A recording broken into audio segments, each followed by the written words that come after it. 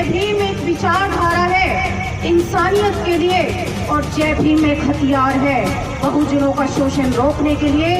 इसीलिए हम गर्व से कहते हैं जय भीम, जय भीम। अपने पैरों के जूते की ठोकर मार मार कर तोड़ने वाले पेरियार ईवी रामास्वामी नायकर जी के चरणों में नमन करते हुए बहुजन समाज में जन्मे सभी संतों, गुरुओं, वीर वीरांगनाओं को नमन करते हुए और इस संसार के सबसे अनमोल रतन हिंदू कोड बिल के माध्यम से महिलाओं की मुक्तिदाता, संविधान के निर्माता, विश्व रत्न, बोधिसत्व, the symbol of knowledge, the greatest Indian, परम पूज्य बोधिसत्व बाबा साहेब डॉक्टर भीमराव जी के चरणों में नमन करते हुए मंच पर आसीन सभी अतिथिगण, सभी वक्तागणों को मेरा नमन और पूजनीय भंते जी को मेरा वंदामी और हमारे गुरु श्रद्धेय रमेश गौतम जी को भी मेरा नमन और यहाँ पर उपस्थित मेरी सभी माताएं, बहनें और प्यारे बच्चों, आप सभी को मेरा गर्व से नमो बुद्धाय, जय भीम। क्योंकि जय भीम कोई शब्द नहीं है, जय भीम एक संघर्ष है नारी मुक्ति के लिए, जय भीम एक पुकार है सोई हुई कौम को जगाने के लिए, जय भीम एक विचारधारा है इंसानियत के लिए और जय भीम एक हथियार है बहुजनों का शोषण रोकने के लिए। इसीलिए हम गर्व से कहते हैं जय भीम, जय भीम, जय भीम। बहुत बहुत साधुवाद और प्रोग्राम की आयोजक टीम का बहुत बहुत साधुवाद, धन्यवाद देना चाहती हूँ डॉक्टर बी.आर. अम्बेडकर सम्यक चेतना मंच का कि उन्होंने इतना सुंदर और भव्य प्रोग्राम का आयोजन किया, दो शब्द मुझे यहाँ बोलने का मौका दिया, तहे दिल से बहुत बहुत आभार प्रकट करती हूँ। जैसे कि आप सभी लोग जानते हो कि बाबा साहब डॉक्टर अम्बेडकर का बहुत बड़ा इतिहास रहा है। मैं तो क्या, कोई भी व्यक्ति सक्षम नहीं हो पाएगा उसे बताने के लिए। अपना पूरा जीवन वो संघर्ष करते रहे और क्रांति का बिगुल बजा देते हैं। 23 सितंबर 1917 से लेकर 5 दिसंबर 1956 तक वो संघर्ष कंटिन्यू जारी रहता है।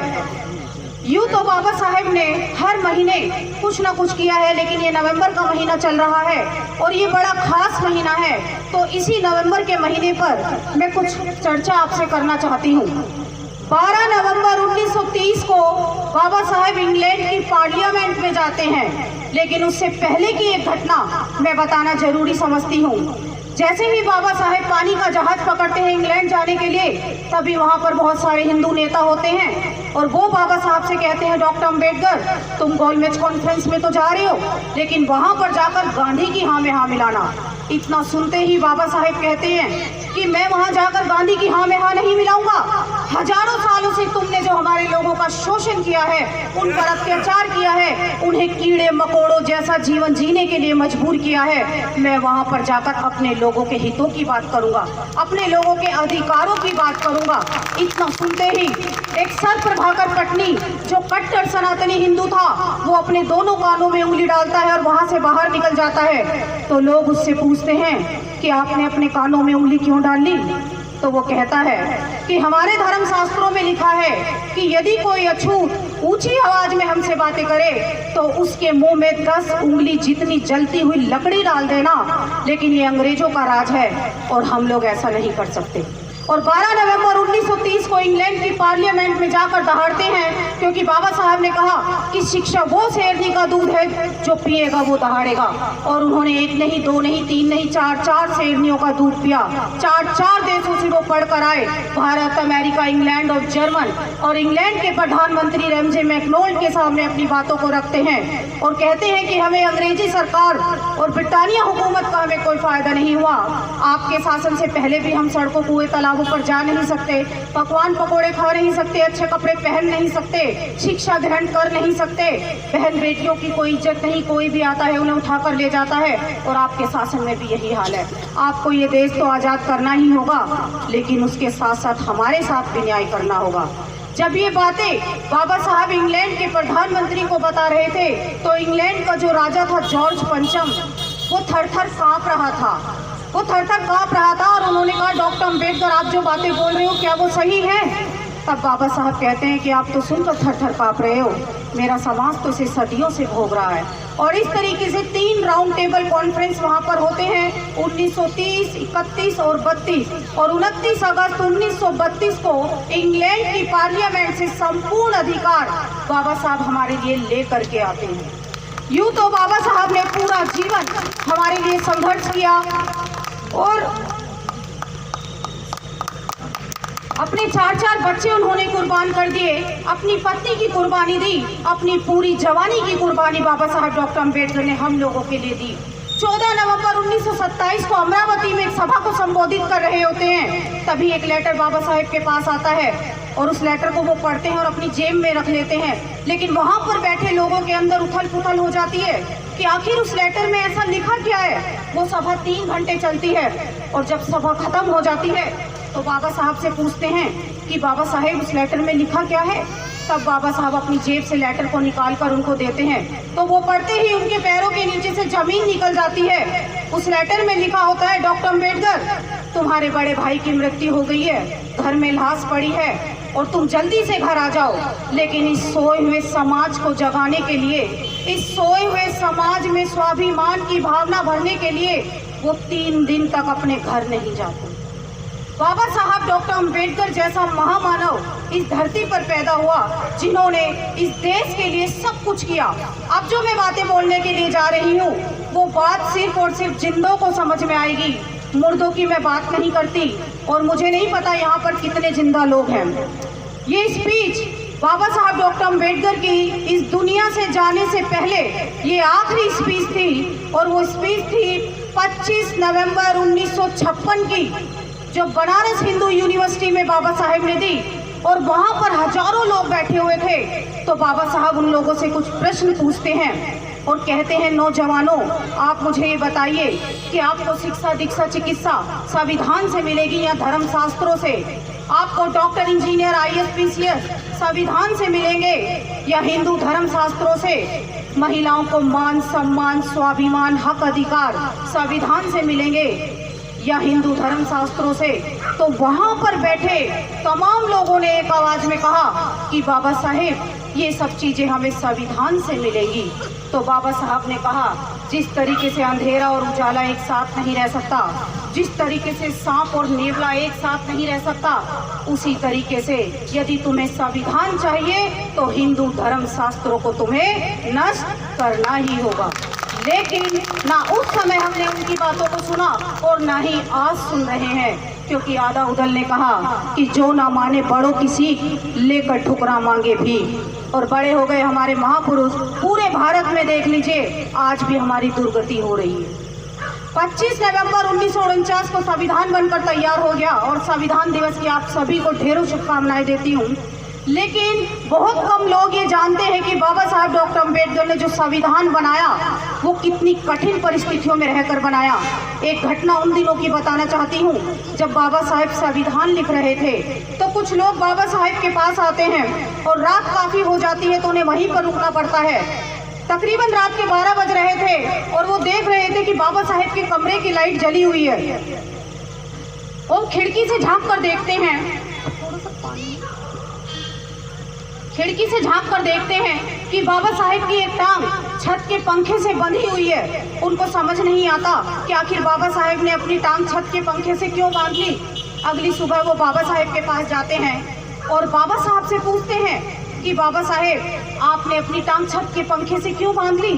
तो बाबा साहेब हंसते हैं और कहते हैं कि मेरे पैरों में बहुत ज़्यादा दर्द हो रहा था, मुझे नींद भी बहुत तेज आ रही थी, मैंने अपनी टांग छत के पंखे से बांध ली, मेरी नींद भी चली गई और मेरा दर्द भी चला गया। मेरे बच्चों, अगर मैं ऐसा नहीं करूँगा तो तुम्हें संविधान में हक अधिकार कौन दे करके जाएगा? और इतना कठिन परिश्रम करके बाबा साहब ने 2 साल 11 महीने 18 दिन में इस देश को सर्वश्रेष्ठ संविधान दिया। संविधान है तो हम हैं, संविधान है तो हमारा वजूद है, अगर संविधान नहीं तो हमारा अस्तित्व ही खत्म हो जाता है। बाबा साहब डॉक्टर अम्बेडकर ही तो पूरा जीवन दलितों, शोषितों, पिछड़ों के लिए वो काम करते रहे और उस संविधान में जो हमको हक अधिकार दे करके गए, आज बहुजनों को उनके अधिकारों के बारे में भी नहीं पता कि बाबा साहब ने हमको उसमें दिया क्या है। उसमें जो फंडामेंटल राइट जो बाबा साहब ने हमको दिए, चाहे वो शिक्षा का अधिकार हो, संपत्ति का अधिकार हो, समानता का अधिकार हो, शोषण के विरुद्ध अधिकार हो, स्वतंत्रता का अधिकार हो, ये अधिकार बाबा साहब ने हम लोगों को दिए। और कितनी भी पावर में ये मनुवादी सरकार आ जाए तो भी हमसे हमारे मौलिक अधिकारों को कोई छीन नहीं सकता। आर्टिकल 13 में बाबा साहेब ने हिंदू धर्म की त्रियात्राणी कर दी, यानी कि जितनी भी गलत मान्यताएं परंपराएं जो चलती हुई आ रही थी हजारों सालों से, उनको शून्य घोषित उन्होंने कर दिया। आर्टिकल 14-15 में उन्होंने समानता का अधिकार दिया। आर्टिकल 16 में लिंग के आधार पर कोई किसी के साथ भेदभाव नहीं करेगा। आर्टिकल 17 में उन्होंने छुआछूत का अंत कर दिया। आर्टिकल 23 में उन्होंने बेगारी की प्रथा पर रोक लगाई कि अब कोई जबरन किसी से काम नहीं कराएगा, और अगर कोई किसी से काम कराता है तो उसको उसका मेहनताना देना पड़ेगा। आर्टिकल 46 में बाबा साहब ने सबसे महत्वपूर्ण अधिकार हम लोगों को दिया, और वो था शिक्षा का अधिकार। तो ये अधिकार बाबा साहब ने हम लोगों को दिए, क्योंकि ये अधिकार हमको ऐसे नहीं मिल गए हैं, क्योंकि आज हमें उन अधिकारों की कीमत नहीं पता। कीमत पता चलती तब जब आज भी कहीं कूड़े के ढेर पर हम लोग पड़े रहते, कहीं आज भी गंदी बस्तियों में हम लोग रहने के लिए मोहताज हो जाते। लेकिन इन अधिकारों के लिए हमने तो कोई लड़ाई नहीं लड़ी, हमने तो कोई आंदोलन नहीं किए, ये तो हमको फ्री में ही मिल गए। तो बहुत बड़ा ऋण है इन अधिकारों को दिलाने में बाबा साहेब ने अपनी जान की बाजी लगा दी। हिंदू कोड बिल के माध्यम से वो भारत की महिलाओं को नारी से आरी बना करके गए हैं। आज जो महिलाएं पुरुषों की बराबरी कर रही हैं, कंधे से कंधा मिलाकर चल रही हैं, जिन महिलाओं को इस भारत देश में मुंह खोलने तक की आज़ादी नहीं थी, आज भारत के कोने कोने में जाकर वो दहाड़ रही हैं, तो वो सिर्फ और सिर्फ बाबा साहेब डॉक्टर भीमराव अम्बेडकर जी की बदौलत। क्योंकि इस भारत में महिलाओं को सभी ने दबाया, सभी ने मचला, सभी ने कुचला, लेकिन हमें बचाने के लिए अगर कोई मचला तो वो परम पूज्य बोधिसत्व बाबा साहेब डॉक्टर भीमराव अम्बेडकर थे। हिंदू कोड बिल के माध्यम से बाबा साहेब ने हम महिलाओं को शेरनी बनाया है। उसमें बाबा साहब ने अधिकार रखे कि महिलाओं को तलाक का अधिकार मिलना चाहिए। जिन महिलाओं के पति उनको तंग करते हैं, मारते हैं, पीटते हैं, ऐसी स्थिति में वो महिलाएं तलाक ले सकती हैं। दूसरा अधिकार था दूसरी शादी करने का अधिकार। पहले क्या होता था, छोटी छोटी बच्चियों की शादी कर दी जाती थी बड़े बड़े उम्र के आदमियों से। अगर 10 साल की लड़की है तो 30 साल का उसका पति होता था, और जब वो मर जाता था तो समाज में उन विधवा महिलाओं की बहुत दुर्गति होती थी। लेकिन ऐसा प्रावधान बाबा साहब रख कर गए कि वो महिलाएं दूसरी शादी कर सकती हैं। तीसरा अधिकार उन्होंने दिया, पिता की संपत्ति में अधिकार। पहले ना अपने मायके में कोई हिस्सा मिलता था लड़कियों को, ना अपने ससुराल में कोई हिस्सा मिलता था, लेकिन ऐसी व्यवस्था बाबा साहब करके गए कि ससुराल में तो आपको मिलेगा ही, साथ में आपको आपके मायके में भी हिस्सा मिलेगा। अगर 4 भाई आपके हैं तो उसमें 5वां हिस्सा आपका होगा। और चौथा अधिकार था गोद लेने का अधिकार। जिन महिलाओं के बच्चा नहीं होता, कानूनी रूप से वो बच्चे को गोद लेकर अपने जीवन को बेहतर बना सकती हैं। तो ये अधिकार बाबा साहब डॉक्टर अम्बेडकर ने हम लोगों को दिलाए। लेकिन आज भी महिलाएं अंधविश्वास और पाखंडवाद में फंसी हुई हैं। उन सब चीज़ों से वो बाहर नहीं निकल पा रही हैं, और जब तक वो उन सब चीज़ों से बाहर नहीं निकलेंगी तब तक वो अपने हक अधिकारों को नहीं जानेगी। भले ही बाबा साहब ने हमको हक अधिकार दे दिए, लेकिन हमें उनके बारे में जानकारी नहीं है, तो ये अधिकार तो बेकार ही है कि नहीं।